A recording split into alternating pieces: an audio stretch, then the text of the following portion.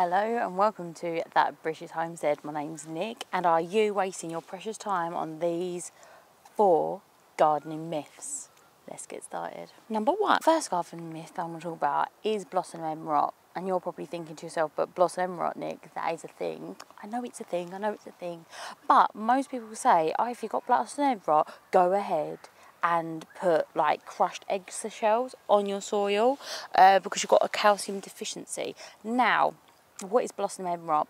Blossom end rot is where the bottom of a tomato starts to rot. Okay, it gets a little brown hard patch and then it rots. When you think rotting, you think, okay, there must be a bug, it must be an infection, etc. But it is actually a calcium deficiency. However, most soils have enough calcium in them.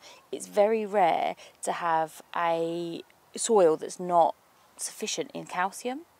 The issue that you have is that there's not enough water to mobilise that calcium. Calcium is a dissolvable mineral, meaning that it needs to be mixed with water so that it can move. If the soil is too dry, you're not actually going to get that calcium coming up into the plant. Okay, it doesn't matter how much calcium you put in the soil. Now, the best way to do that is to water, and to water regularly. Okay, so if you water regularly, you will notice that the blossom end rot will reduce, that you see it. You just need to make sure that you're having a watering schedule. Best thing to do with tomato plants is water right to the roots. Not only are you getting the water to where it needs to be, but you're not allowing any diseases like blight to become an issue for you later on in the garden. So ditch the expensive sprays. You don't actually absorb very much calcium through the leaves at all, and just go ahead and make sure that you are watering regularly.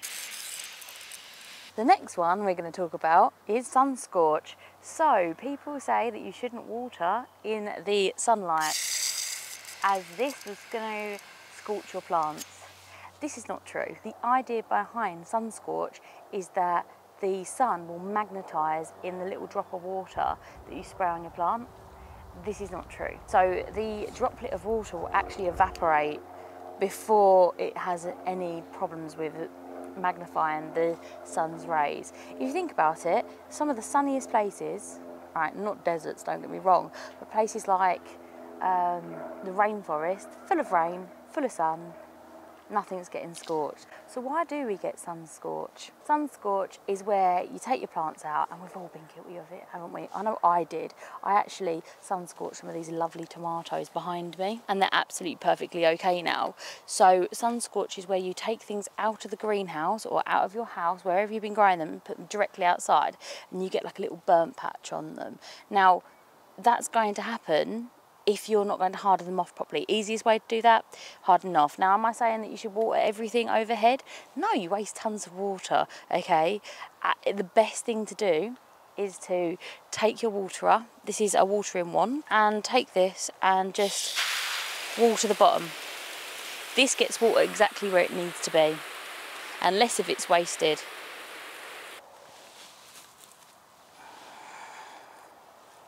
Next, we're going to talk about one of my favourite subjects, soil. This is clay soil. As you can see, it looks absolutely fantastic. If you crush it, crumbly, and it's moist, okay? And I took that from the bit that I haven't even watered yet. Now, why is that? Why is my clay soil so good? Well, it's not because I've added sand to it. The third myth is adding sand to clay soil. Now, you should never add sand to clay soil. As a geologist, I'm going to tell you that clay soil, yes, it is quite hard. It does dry out, it does get waterlogged, but it's full of nutrition. So we want to add something to it to keep them good qualities and alleviate the bad qualities, yeah? Perfect sort of way of doing it. Now, if you go ahead and add a load of sand, first off, I mean, I hope you got your checkbook out, because it's going to take absolute tons of sand to loosen up clay soil. If you don't put enough sand in, all it's going to do is make it as hard as rocks, and it's going to be even worse because you've destroyed that soil texture. What you want to do is you want to be adding in organic matter each year. Organic matter is awesome. It's good for soil structure, it's good for water retention, and it's good for your plants. You're feeding all the microbes, etc. And it produces lovely, fluffy soil like I just showed you. And it's actually this organic matter that improves drainage and texture, not the sand. Every so often, go ahead and put some horse manure down. You can actually get free horse manure. If you go to your local stables, they will literally happily give it to you if you come and collect it. Okay, I've never heard of a stable that's not like that. So let me know how you guys get your free compost down below. Let's help out the community. I know that Kerry from Dog on the Plot, she actually goes ahead and gets her friend to give her the rabbit drop-ins, and in exchange she gives them carrots and things like that, which I think the rabbits are very happy about. I brought you down here in the tomato patch just to show you something. Bit of sugar at the bottom of your plant makes sweeter tomatoes. Absolute not true. And that's number 4 of our myths. Sugar at the bottom of the tomatoes does not make anything but a perfect habitat for ants. Okay, so no, absolutely not true. There's a link there in our heads between sweet things and sweet tomatoes. If you put sugar at the bottom of your tomato, then your tomatoes will be sweet, but it's not true, and it's a waste of sugar. So instead of flushing away a load of money, what you want to do is look at the varieties that you have. We have 62 different varieties here of different tomatoes, and you want to pick the sweetest tomatoes that you can find, and then you'll have super sweet tomatoes. Another great way of ensuring that you're going to have wonderful tomatoes is that you use our good old friend organic matter again. Sprinkle that on and your tomatoes will have a much richer flavour. If you use a lot of synthetic fertilizers, the tomatoes actually grow really fast, producing really thin and weak cells in the tomatoes which don't have any flavour. However, if you use something like horse manure in your tomato beds, not only are you building better structure, but you're actually producing much tastier tomatoes. Couple that with only watering after you've harvested, and your tomatoes will taste amazing, I promise. I suggest a tomato called Sugar Sun. Anything with the word sugar in it, then you're going to go ahead and get a super sweet tomato. So we don't want to be wasting time out here with a load of myths that just make no sense. We want to be using our time effectively, and we want every single second here in the allotment, the garden, on like our homestead, whatever it is, we want to use that time really super effectively so that we can go ahead and get as much of a harvest as humanly possible, right? That's why we do it. We do it, no, don't get me wrong, we absolutely love it. I do. I like bleed for this place. Literally the other day I found a piece of glass in a hole and just ended up, well, I found it in my finger, which, you know, at least I found it. But yeah, we bleed for this place, and we want it to be, you know, absolutely perfect. Well, within our realms of reality, perfect.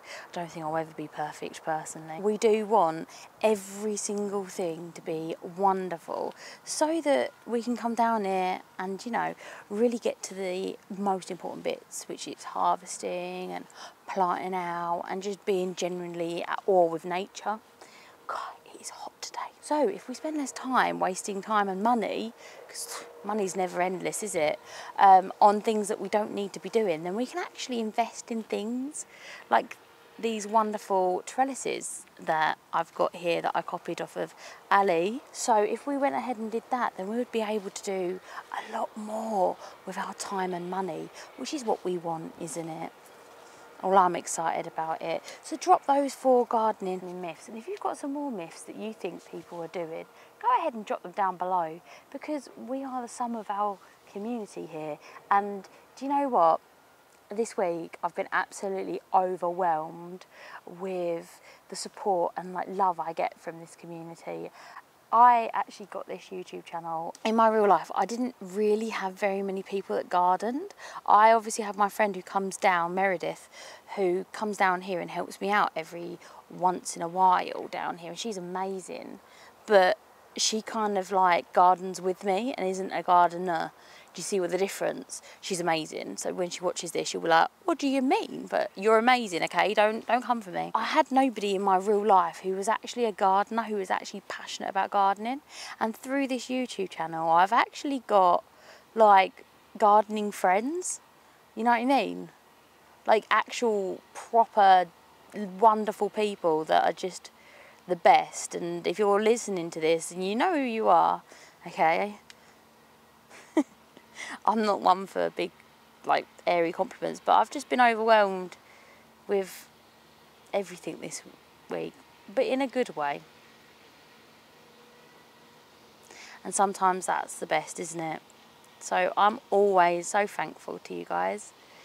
I get so many wonderful comments as well, which is, I know, like, it sounds really, you know, everyone says it, but it is. When you get all of this sort of stuff, it is overwhelming, and you just think to yourself, I'm just a boring person with an office job. Why does anyone listen to me?